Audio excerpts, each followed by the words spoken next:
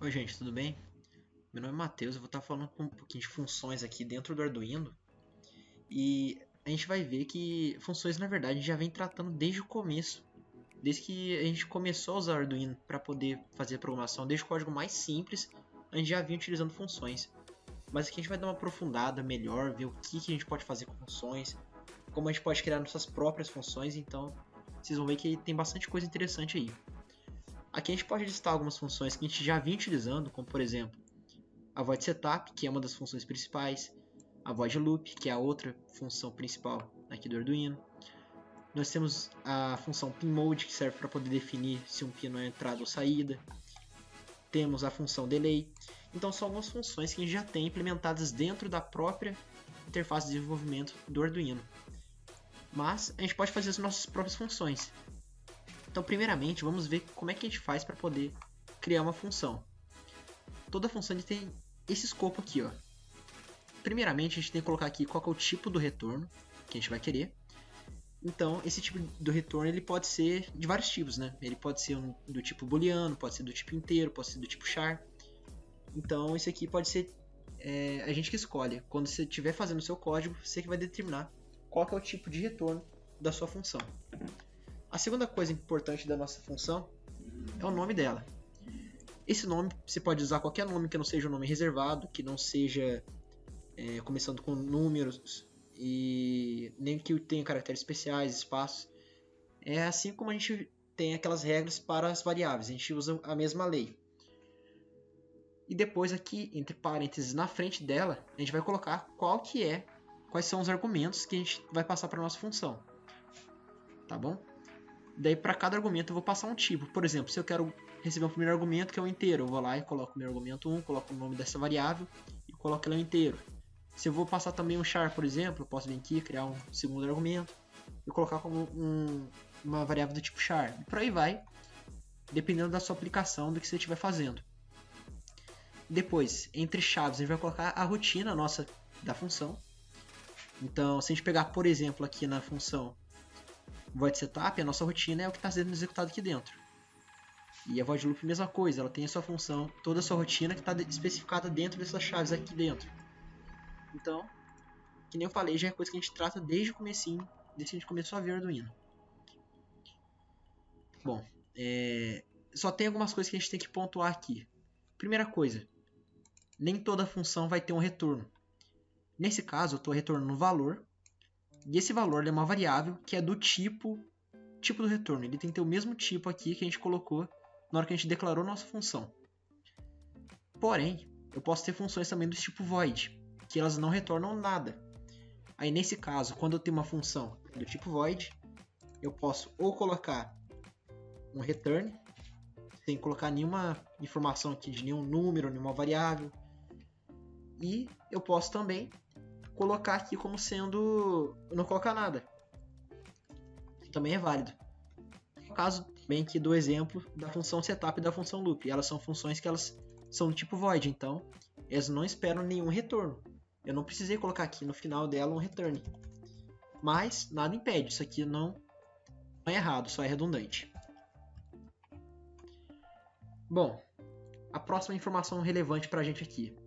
Nem toda função vai ter argumento. Eu posso passar N argumentos para minha função, mas também não está errado se eu não passar nada. Às vezes não é necessário eu passar uma informação a mais para minha função. Sempre que eu declaro uma informação aqui, um argumento, dentro aqui da chamada dela, essa variável é declarada e ela pode ser utilizada apenas dentro dessa função. Então, se eu quiser usar essa variável lá na função main, na função principal, ou se eu, nesse caso do Arduino, nas funções loop e função void, eu tenho que declarar ela por fora e declarar ela global, assim como vocês já viram lá na aula de variáveis. Bom, continuando aí, a gente pode pegar alguns exemplos de funções. Esse primeiro exemplo aqui é uma função cujo objetivo é a gente piscar um LED. Então aqui, ó, o que eu estou fazendo? Criei minha função, ela é do tipo void, então ela não vai esperar nenhum retorno, ela não vai devolver nada para o lugar que ela foi chamada. E eu coloquei o nome significativo, chamei de pisca LED, porque o objetivo da gente usar essa função é piscar um LED. Quais que vão ser os nossos argumentos para essa função? A quantidade de vezes que eu quero piscar o LED. Então vamos supor, se eu quiser piscar o LED 5 vezes, eu passo aqui uma variável, um número ou uma variável que contém o valor 5. Aí, aqui dentro dela, eu vou criar uma outra variável que eu chamei de quantidade de vezes, onde eu vou estar podendo armazenar esse valor aí. Aqui dentro da função não tem nenhum segredo, né? A gente tem um loop para poder repetir uma quantidade finita de vezes, nesse caso a quantidade de vezes. E aqui dentro vem aquela primeira aula lá onde vocês viram um pisca-pisca, né? Eu estou ligando o LED, eu dou um delay de 250 milissegundos, desligo o LED e dou outro delay de 250 milissegundos. Então como é que eu poderia usar essa função pisca LED aqui? Vamos lá para o nosso Tinkercad para eu simular para vocês. Vou apagar esse loop aqui. Vou fazer uma coisa do zero aqui. Vou colocar no final dele um delay de 2 segundos, só para poder ficar claro para a gente o que está acontecendo. E vou fazer a chamada dessa pisca LED. Primeiro, o valor dela é void, então eu não preciso salvar o retorno dela em nenhuma variável e nem utilizar isso dentro de um if, por exemplo. Eu posso pegar direto e fazer a chamada da função pisca LED. Então aqui dentro eu vou fazer a seguinte operação. Vou piscar o LED 3 vezes. E depois disso eu vou fazer um delay aqui de 2 segundos para poder esperar até que ele pisque de novo aqui dentro do nosso loop. Estou simulando agora, ó. Vocês podem perceber, ele vai piscar 3 vezes, espera 2 segundos. Pisca outras 3 vezes e espera 2 segundos. Essas piscadas que está sendo feita aqui para poder piscar o LED são feitas dentro da função. Então, uma vez que acaba a função, tudo que eu tinha que foi declarado aqui dentro some. Então, é apagada essa variável quantidade de vezes e é apagada também esse valor i aqui. Fazendo outro exemplo, a gente pode, ao invés de passar um número, passar uma variável. Por exemplo, eu vou colocar esse val aqui, uma variável do tipo inteira, como sendo igual a 3.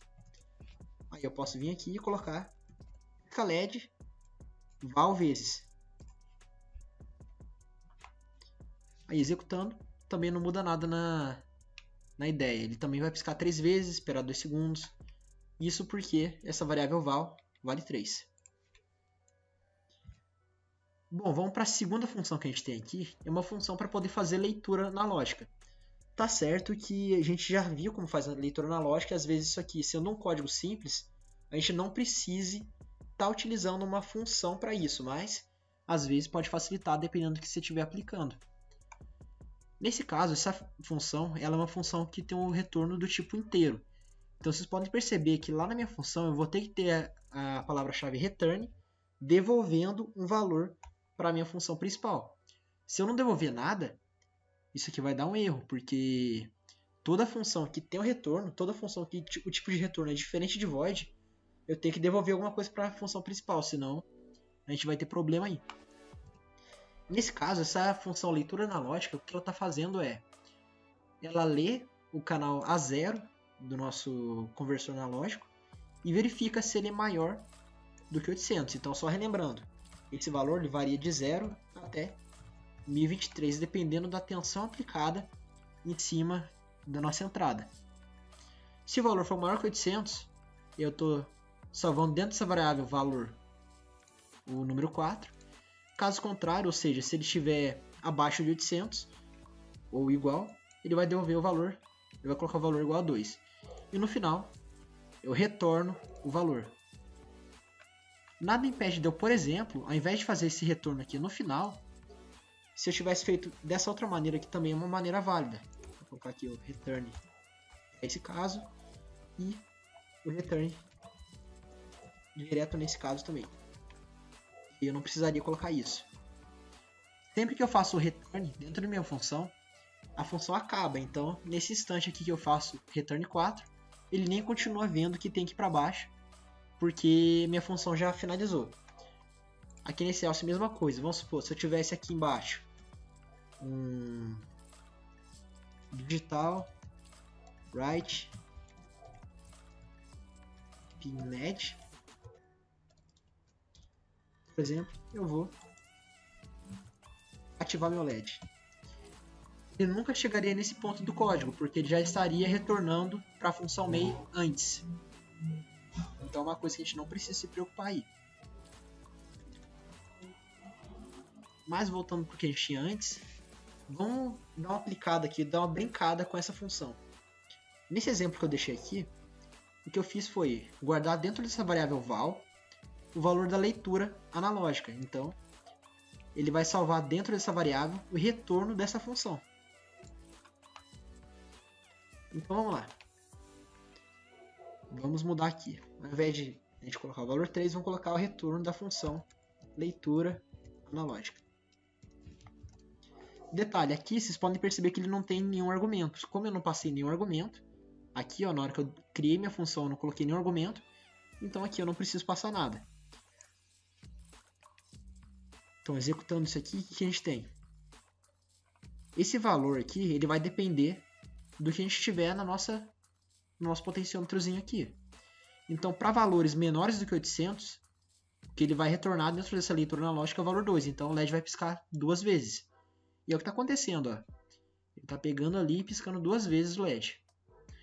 Se eu pegar esse potenciômetro aqui e aumentar o valor, desse jeito aumentando a tensão que eu tenho em cima da minha entrada analógica, vocês vão perceber que ele está piscando mais vezes agora. Ao invés de 2 vezes, ele está piscando 4 vezes. Então é isso que a gente está fazendo. A gente está utilizando funções para poder facilitar a nossa execução do código. E a gente tem várias maneiras que a gente pode aplicar isso aqui. Vocês podem pensar, por exemplo, como uma função para poder controlar o motor, que eu passo um valor inteiro proporcional ao controle desse robô. Ou se não, eu posso criar uma outra função para poder fazer a leitura de alguns pinos digitais, por exemplo, e retornar um valor inteiro. Então a gente tem diversas possibilidades que a gente consegue abrir com uma função. Isso aí facilita muito para a gente no código, porque evita da gente ter que, às vezes, repetir o código. Eu poderia muito bem chegar aqui, por exemplo, e colocar esse pisca LED para piscar 3 vezes. Eu espero por um tempo, por exemplo, dou um delay de 1 segundo.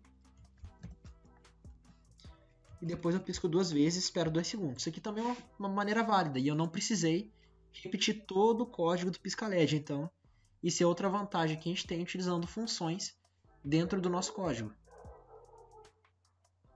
Aí, ó, como a gente pode perceber, ele piscou 3 vezes, esperou 1 segundo, piscou 2 vezes, esperou 2 segundos. Beleza, gente? Então, muito obrigado pela atenção e fique aí com o próximo assunto de vocês.